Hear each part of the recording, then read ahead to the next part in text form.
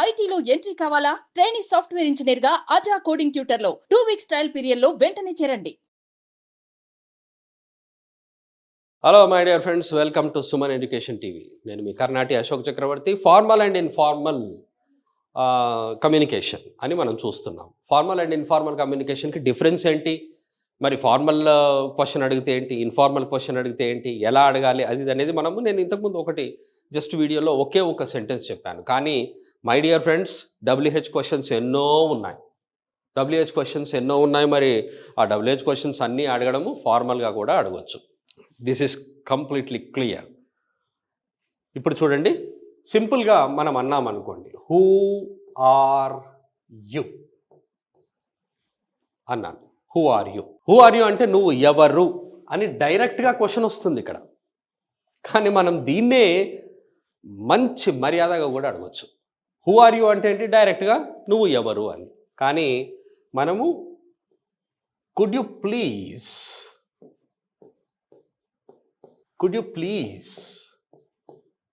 Tell me అన్నాం. Could you please tell me. ఇక్కడ మనకి ఇదేంటో తెలుసా, ఇది హెల్పింగ్ వర్బ్ క్వశ్చన్ అంటాం. ఎస్ ఆర్ నో క్వశ్చన్ని యాడ్ చేయాలి WH క్వశ్చన్కి అన్నాను.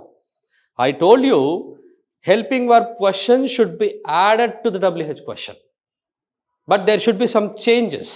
Same WH question you are asking to someone, and where you have to change that. Adi same question meer adugutunnaru. Who are you? The same question. You want to ask this question to someone else.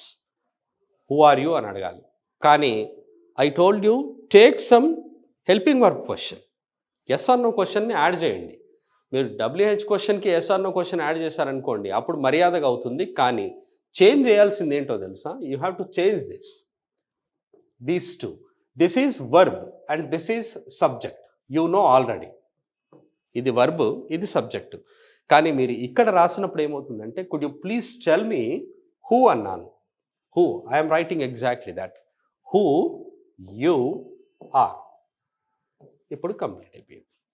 చూడండి, could you please tell me who you are. Could you please tell me who you are. ఇక్కడ change అయింది ఎక్కడ తెలుసా, ఇక్కడ చూడండి. Just in question you have written verb first, subject next, and here subject first, verb next. ఇంకొకటి చూద్దాం ఇక్కడ. Whom do you want. Whom do you want ఏంటి మీకు తెలియదా? ఇది WH క్వశ్చన్ అని అయితే మీకు తెలుసు కదా. హూమ్ డూ యూ వాంట్ అన్నాను. Right, okay. Whom do you వాంట్ని నేను ఇప్పుడు మర్యాదగా అడగాలి అంటే ఫార్మల్లోకి చేంజ్ చేయాలి. ఫార్మల్లోకి చేంజ్ చేయాలి అంటే ఎప్పుడైనా సరే ఈ డూ ఫామ్ వస్తే మనకు కన్ఫ్యూజన్ ఉంటుంది. డూ ఫామ్ వస్తే కానీ మనం చేంజ్ చేయాలి. ఎలా చేంజ్ చేయాలో చూడండి. Can you tell me. Can you tell me? ఏమైంది can you tell me? What is this? Actually, this is helping verb question. Yes or no question. And you are adding this yes or no question to this WH question. When you are changing that WH question to formal, అంటే informal నుండి ఫార్మల్కి తీసుకొచ్చారనుకోండి, అప్పుడు ఏం చేయాలి అంటే you have to change this one. అప్పుడు ఏం రాయాలి అంటే can you tell me whom you want. Sir ఇక్కడ ఏదో చేంజ్ అయింది సార్ నాకు అని అన్నారనుకోండి. ఎలా చేంజ్ అయింది అంటే హూమ్ డూ యూ వాంట్ అంటే క్వశ్చన్ కదా my dear friends. Whom do you want అంటే క్వశ్చన్. మరి డూ ఫామ్ గురించి మీరు నేర్చుకున్నట్టయితే ఒకసారి చూడండి. డూ ఫామ్ ఎప్పుడు కూడా నెగటివ్లో క్వశ్చన్లో వస్తుంది. It will never come into positive sentences. మనకు డూ ఫామ్ పాజిటివ్ సెంటెన్సెస్లో ఉండదు, మనకు నెగిటివ్ సెంటెన్స్లో క్వశ్చన్స్లో వస్తుంది. And this is question. Obviously you know that in questions we use do form, అందుకని ఇక్కడ డూ వచ్చింది. But when you see this whom you want అన్నాను. హూమ్ యూ వాంట్ అనేది పాజిటివ్ సెంటెన్స్. క్వశ్చన్ ఎక్కడుంది అంటే question is this one. Not this one.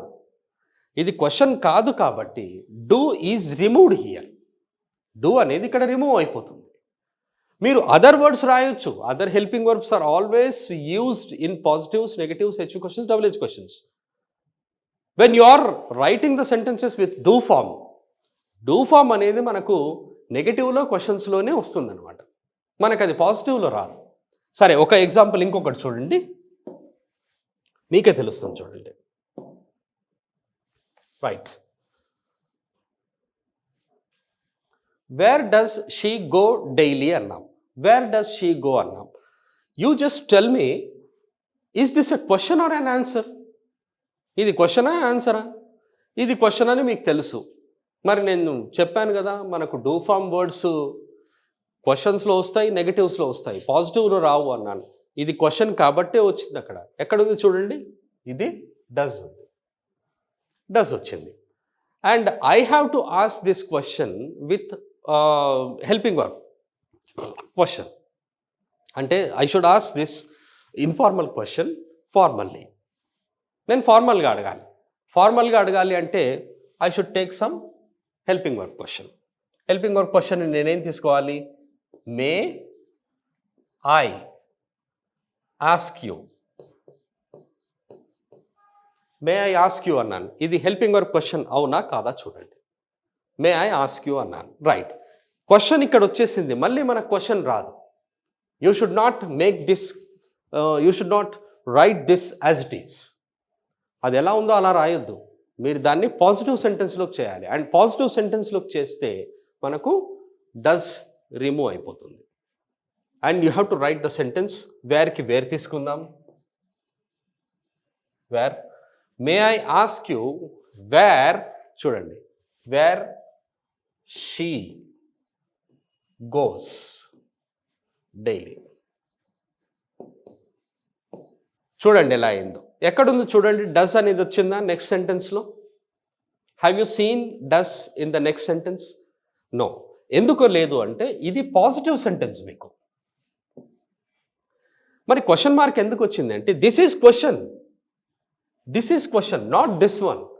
ఇది question కాదు మీకు, ఇది క్వశ్చన్ అనమాట. కాబట్టి ఇక్కడ మీరు క్వశ్చన్ మార్క్ ఇక్కడ పెట్టినా ఏం ప్రాబ్లం లేదు. But after writing completely this one and this one, then you can put here. Question మార్క్ని గుర్తుపెట్టుకోండి. మీరు ఇక్కడ రాసినా ఏమి ప్రాబ్లం లేదు. ఇఫ్ యూ రైట్ హియర్, ఇప్పుడు ఒకవేళ క్వశ్చన్ మార్క్ని మీరు నెక్స్ట్ రాశారు, where she goes, where she goes daily అన్నాం. Where she goes daily. ఇప్పుడు ఇక్కడ కామా పెట్టాలి. పెట్టి మే ఐ ఆస్క్ యూ అనొచ్చు. ఇప్పుడు మీరు ఇదే ఫస్ట్ రాశారు అనుకోండి, may I ask you where she goes daily అని రాయొచ్చు. ఇది రాసినప్పుడు after question mark you have to put capital లెటర్తో రాయాలి. That's it. You can put full stop there. అది క్వశ్చన్ కాదు మీకు, ఇది క్వశ్చన్ అవుతుంది అనమాట. So this is what formal and informal sentences my dear friends. There are a lot of things to learn. మనం నేర్చుకోవాలి అనుకుంటే ఎంతైనా నేర్చుకోవచ్చు. I'm not saying that this is enough. Learning habit ఉందనుకోండి, ఎంతైనా నేర్చుకోవచ్చు. So I hope you have understood the difference between formal and informal. Will meet in the next video with some other topic. Thank you very much. Have a nice time and have a nice learning. All the best.